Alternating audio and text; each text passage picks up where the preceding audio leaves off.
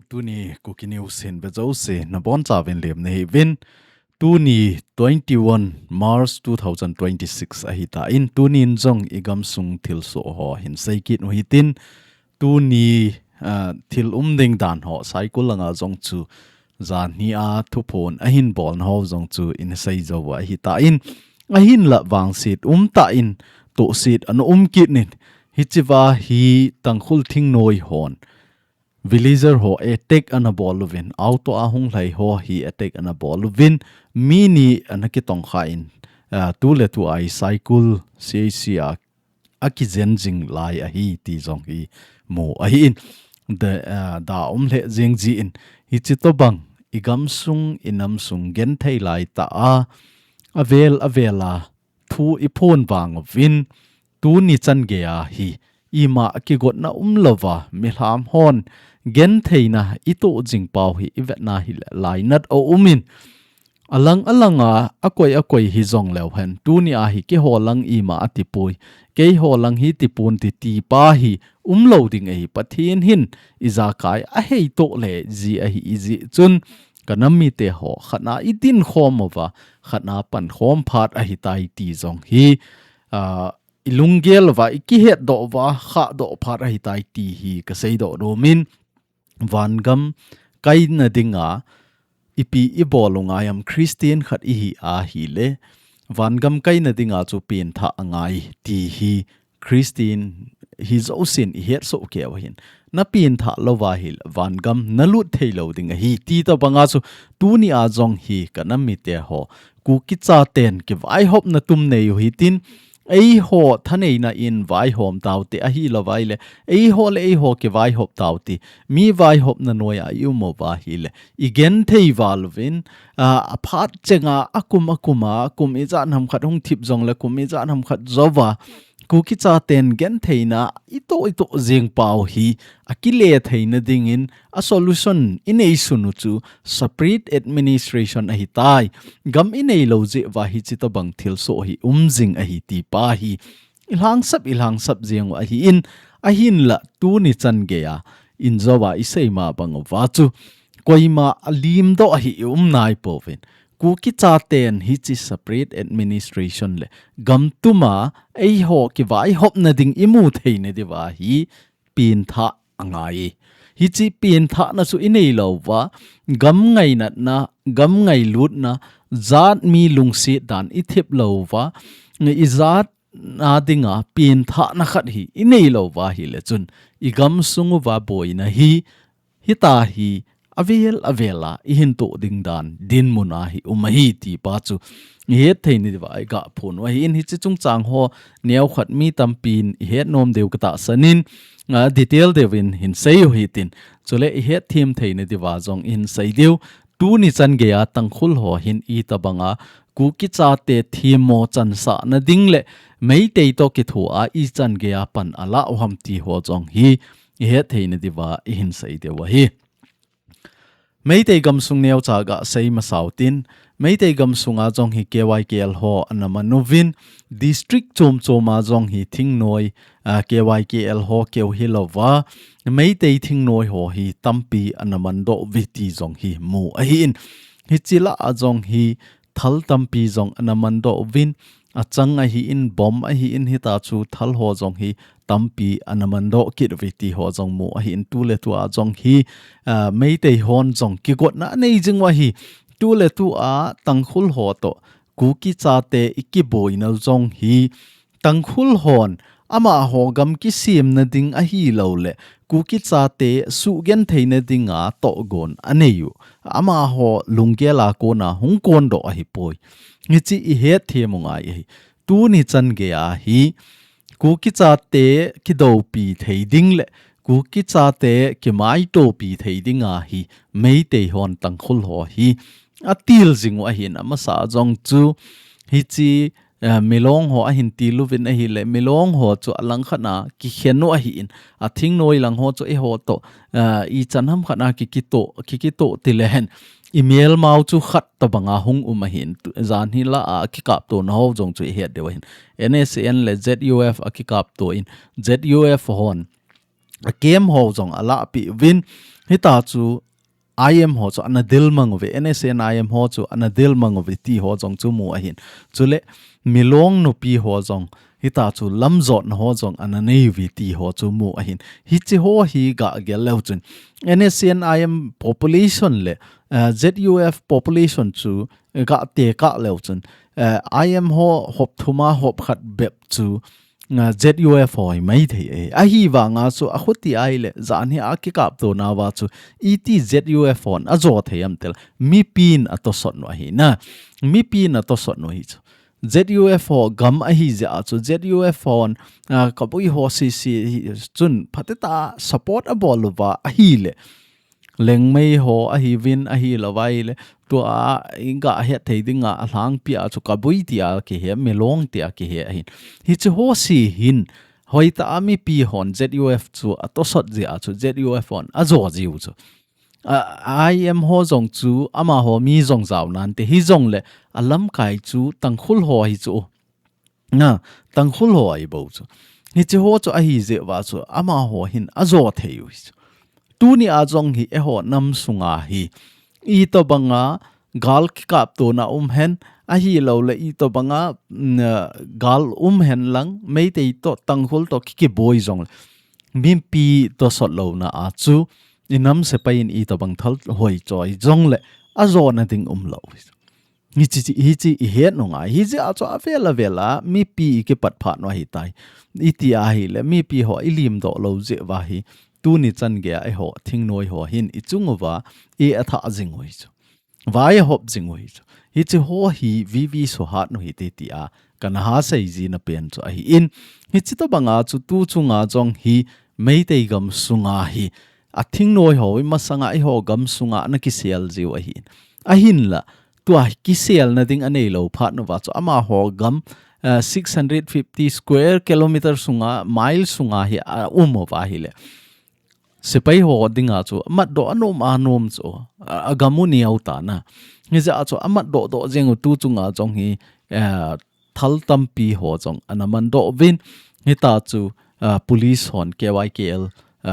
thingnoi ho chong hi anaman do vi ti jong chu mu a hi le tu ni thil so pa chu ga leuhen civilian mini akitong khai ti a hin hi chi civilian mini akito kha akeu hilowa ga thal ki kap to na jong he anachi hajingin nasata thal jong anagingi hi chi bungpi area langa hi nasata thal anagingi ti ho jong chu mu a hi le hi chi wa ki tong kha a hi lawa hi le akisulim ho hi iga ge la hi le chun phat ma sa jong chu mini itha pi thau chala tuni a jong chu avuilem na ne u chu na tuni a jong chu hi chi thin gin le thangboi mang amani vuilem na ho jong uma hi chi na chunga chu KSO CSO working committee hon jong jan ha chu tu phone a hin bolwa tuni a hi koi machan thal asu po theilo ding lo kon a hi lo la wa lem theilo ding tia jong thu phone ananei sa hi ananeya hi chiwa chu ivet na hi le alang khat na e ho jong ki wa le kit aban le ilam kai ho in thu phone a bol ho jong kinit lo ze a chu tu ni a thal ho jong anaging kit na ngi chu to pang thil ho hi an ji chu I ze a chu lam kai in igam sung inam sung din mun a hin vet chi na thu phone a hin bol teng la hin akoi hi jong lew han init so ke de wa hi phateta init no wa hi le tu ni a thil so ho bang chu lo di hi chu ngai wa nga chu hi chi ho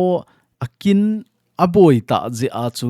alo theilo wa chi na ding wa le na ding a je a chu anawa le jong hin tin chule tu ni a lampi ka a ki tang den ho jong chu ivet na hi le CSO working committee hon thu phone a bol chu khurlang a hi ti mai theu chu kampu pilanga tong khapo ti mai theu a hin la alhang pi a to kha na area ho chu ivet nu ngai chu district keu chu hitalo ding in ilam kai ho in hi chi to bang situation na tai ati a hi le hi chi wa hi mi izat ham khat hin ilam kai ho thupi hi init nu ngai hi ti hi ka seido no min chule hi chi ki kap to na a hi tangkhul ho hin tu le tu a jong hi e hon chamna ti jong le han ei ho lungel to bang hi lo hi cho Ije achu Kuki CSO working committee in jong thupi ananei na chungcho na jong hi lampi ki hongding a hitai tang khulo jong na nop nop mana chi theu hitai tia thupon jong ananei sawa hin a hin la tang khul ho hi in zo wai sei ma bang wa chu meitei ho hin atosot jingu a hi ze achu meitei ho hin chamna a dei lo pi chu thing hanga ko na hi tang khul hon hin no hen lang phai cham langa ko na meitei in kino hen lang ku ki chate ki that chimit le ti hi cho to go no hi hi chi chu a hi in hi je chun ilam kai ho hin hi chi to banga gal munni ai nei vai le i boi di wa hi ti hi chu tu ni a hi e hon tang khul ho i ki cha no hi lo pi meitei ki cha ji hi lo pi ilung tu pau chu ipi ham separate administration with legislature hi chi pa chu amu theina ding zo chu lam kai hon tu ni a hi vaya hop moi hi chi na ding a hi to gon ki nei chu gal ka ma chu hi chi gam tum ki mun te ti na hi di lo pi chu a hin la lam la na chu ei su boi thei ho bo chu ke mai to pi ding hi ti a hin ngaji a chu lam kai ho hin a phat na ding thei chana he vai a hin hop ji ting ole mi khen khan in social media mangcha mi mai san te hi ti te khati te itiwa hi chiwa isei bangwa hu tu ni a hi mi pi hon pan lau hi tin inam sunga thal choi ho a hi in a hi lo le inam sunga lamdi lo ta inam pi kong tol ho hi hei jang thei leo hen tu ni i boy na bang wa hi i boy lo de wi koi man jong enoi si thei lo di a hin la min sum them khat a hin pi a hi lo le ama phat chum na ding khat a hin mu ting le inam pi don ji talawa ama lam pi bo a hin ki hei ting le hin inam sung boy a hi in tu ni ki kap to na ho bang chu ivet na hi le tang khul ho hin amun amuna hi ei chan wa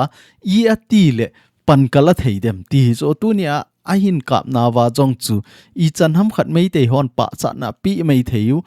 mei te hon i chan ham khat na ki pa pi na thu jong a sei mei theu hi chu hi je a chu thil kiti politics kiti hi lungthim nei ta ki chep ngai ai tu ni a jong chu hi chiwa ki kap ho chungchanga chu i hang bungpi working committee in jong press statement a hin bolin hichiwa aseina wa a hi le hichito bang committee in phateta a thupon ho jong anakinei a hi in a hin la dei lo ta a tangkhul militant hon Kuki Chate civil chunga khut a hin hla jengo hi phamo akisa e March 21 2026 ni ho jengka lang pungko lekim la a hi tanghul militant son villager imacha tong suselo milham ho attack a hin bo lovin hichina chunga hi ke hon jong thimo ka chanove tanghul militant so thimo ka chanove ti a thupon a hin bo lovin chule hi chiwa akitong khate ho hi ivet na hi lelep lena pana cycle hin zone a hi win hichina a hi tangkhul thing noi ho hin ambush anabolwa anaka moi cha auto hi anaka mobile a he pa hin kichawala he lamhlanglanga he ana hi hala dana hi in hita chu ama ho jong thalin a kha a hi wanga chu ana theu ti ding ha nga ana theu kha je a chu no mainu miss kimning baite ama chu anakitong kha hi in ama hi saibol village ho a hi in saibol hi he thei kit deu khana chu buffer zone na a hi je a chu ti chu boundary to kinai je a chu buffer zone to kinai je a chu a khowa ngam talowa saibora ko na hong pot do dong suma khosai chu dong suma khosa na a chu auto hi reserve a hin bolwa a hung na wa hi chitobang tanghul thingnoi ho hin anaka mo hi in chule hi chiwa i hang bungpi working committee hon a sei be na wa chu hi chi area a hi Fort Maha Regiment ho hi in ama ho duty apo laiwa a hi wa nga ama hon a duty po phateta vet loji wa tu chunga civil mi hon hi chitabang genthei na hi kito a hi ti jong hi phone do na nei win sana kai thil kiti hi nasata a tangkhul hon ki got na nei wa akim la a jong hi bunker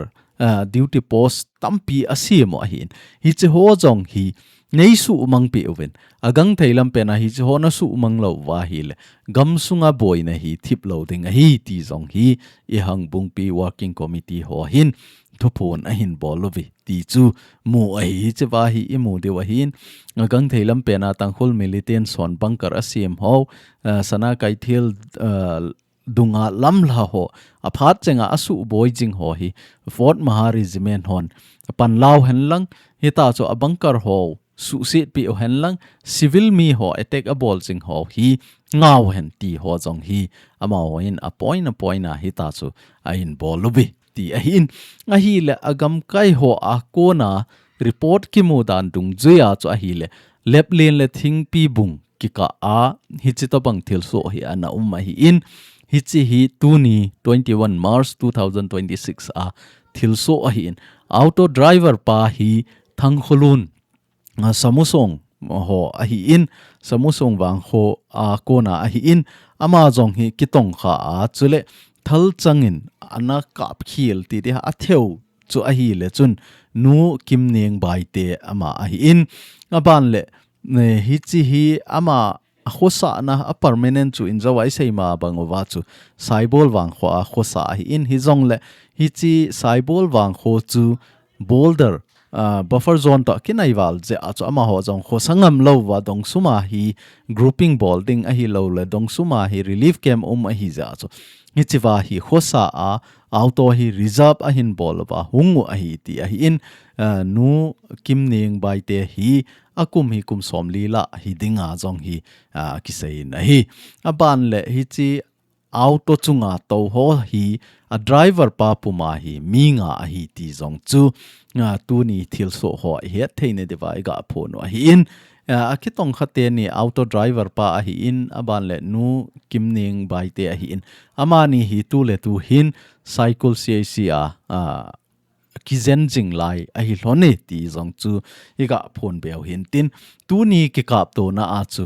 tangkhul ho hin narrative chom hela hi thu a sei ki novin azat zat a sei vin video ka mo vin lim a kap do vin azat zat he a sei o hi a sei ma sat na wa chu ivet na hi le chun hi chi holoi hi he de wen khat ve ya warning hin pe ho chu a hi un thawai ho warning hin pe ho loi chu a hi ven ama ho group ma ko na chu ivet na hi le video ka mo vin hi chiwa ki zamte ni hi imu mai theu a hin imu thei deu ham imu thei lo deu chiwa mi ni ki zam chu chiwa ki zamte ni hi ama hon thu a sei na wa chu Kuki Militants a thi mi ni a thi in hi chila ya a ki zam de ni ti hi chu hi chi chun NSCNIM hodinga tauna nei pi oi ti a hi thu so a boloi chu a hi le hi chiwa ki zamte ni hi a thu so dan dung joi wa chu Kuki Chate Kuki Militants na Kuki thing noi ho akap li dan wa sei u so a hi le alang khat langa a post kit na wa hi ga velo chun hi chiwa a sei na wa sana kai thil anu le acha amani hi thalgin ji in hi chelaya he akitang den hlone ti hi aso kin o hi hin khol le Kuki Militants mala la achu ama ho mi ma hi chewa ya amin zonga ki ji in sorin na kiti in acha khat hi a hi kile chinchumi kiti kitne ama ni hi hilon dan chelaya kitang hina ai wanga cho bullanga azo sei pau chu iga vet na hi le Kuki thing noi ho mi ni akhi kap li in hi chewa hi aki jam den tai limo jong hi thing noi mel hi lo hi cho na civil hi bo chu me lungthim phat lo da no le thu sei da na mi apan dan ho le ho ipan dan pau hi kidang a hi tu chunga thil so pa jong chu ga velo chun mi ni ei kap li pi wa ei hon I macha ki sei talo hi chi chu NIA na thu hol hen ti zo chu isei wa hi bo a hin la ama ho mi som ni la khat imat no wa I macha jong kilo lo hi cho chu dam sela kil ha do hi cho kil ha do ho zo chu ama ho na sata complain bol ma sang la ya mei te ho nu mei khat la pasal khat anaki jam hlon na hi chi te ni thua i boy to bang wa chu tu chunga jong hi bol lo hi chu idea ho hi event na apan la dan ho hi event na hi le chun mei te ho lungthim chu hi chilai ho a jong hi hungdo jing na lai hi ti pa chu hi chi vai ki chin ta ki mu hi chu hi je a chu ka sei ji ai tu chunga ei ho Kuki Chate ei su boy dinga hi midangin gel hen lang a he thim lo hon gel le Kuki Chate mong gal i deive gal jong i bol nom ve ti mai theu hi ei ho bol nom hi lo hi chu ei su boy dinga hi email ma ho hin email ma ding aza hi ei simpi je ngo hi je a chu Kuki Chate chu aning lang khana politics a ki thep lo ja chu ki pal jeng hi chu hi chi he thimu ngai khat la khat ki oi mon na dinga ki sei hi pon khat la khat hi ta chu ki zum so na dinga jong ki sei hi pon kanam mi te ho khangu hi tin tu a ilam kai ho vin hi chi to banga vai a hin hop mai le nit nu hi ti ilam kai in inam pi a dinga vai a hop ting la to sot nu hi ti hi chi ting la chun inam sung ki to dinga hi khuti lawa tu ni a eiman idei seiwa lam kai oi mo wa mi pi ki khen thei na ding azat i bol pau hi nga leuhen i pan khom thei di wa hi ti pa chu iga sei sau jap mo hi in chule thado tribe council hon chong thupon a hin bolvin general headquarter a kona older hung ki so chu a hi le hun festival kiti ahung lungding April 6 le 7 a 2026 a manding kiti pen hi igam sung a boy jing je a imi isan thina man na ato jing je in hi chi hi kimang ta lo ding a hi ti hi thupon a hin bol ve ti jong chu mu a hi in chule hi chi hun festival hi imi isan thila man na ha sat na ato a in le lo nei lo wa genthei ta hung zam lai ta a hi chi to bang function in ei sang vin hi chi hun festival ni kho teng la hin tha do Kuki nam mi pi te hon inam pi a dingin taw na zo in mangu hi ti a jong hi tha do tribe council a kona het sa na a hin bol kit no vi ti chu in pon do kit no hin tin chole ke no a kona thu so khat ke mu kit cha hi termination letter khat ahung kitnin hi chi a hi le ut la langa leader khat ama hi apan muna ko na akinga asa tai ti hi a in phong do ven hi chi chu Mr. Saimin Lun Sitlo ama hi tunia pana apan muna ko na kinga sa hi tai ti chu ke no ko na jong thupon ang ki bol kit ni ti chu ega phon do hin tin chule tuni zania working committee hon thu so na bol dung zui wa chu tunin jong isopi te niu ta chapa te ni thien gin bai te le thangboi mang longdam sa chu rim sa ko na hin podo vin tunin a longdam sa voilem na ho jong ana navy ti ho jong ki mo hi in kanami te ho hi chiwa holim na ho jong chu iga anga ya hi le po na rom le jengin a in sung mi azi achana san in jong tuni a hi chi to banga igam ina ma dinga a hin kho ana phaldo ho cheng khat jong ka dei pu vi na cheng khat jong ka dei pu vi igam ina ma dinga ama hon hin kho api o hi in a hi thele kilung to hi tin ama hon an bol bangwa hi e hon jong i thi i hin kho ipi ngamowa igam ina ma dinga ina kipi do wa phateta apan ila zom jingwa hi ilung tu pau imol so dewa hi ti a holim na nei ho bang chu iga gela hi le vo jang nat umai ni ji chun hi chi to banga azi achana san in jong sumle pai deilo hela igam inam zalen na ding zo adeya hi le tu ni a nam sunga ki to lo na dinga thuza chom sei ho hin ipiham i gelo drugs ho bol ta pote drugs ho business bol ta pote a hi lo le pa chalei bol ho nga taw ti ti ai le tu ni a jong inga de lo wai inga lo je wa inam sung wa dam na hi thei lo wai mi hiam khat ki ti chu a ho abi to ki to a hin kho a hin man lo ting le a ho abi pa chun i chan ge a got na pi ding ham hi chi chu hlunga hi to a jong hi cycle hang langa hi boina za chom chom na ho hi ipizi ham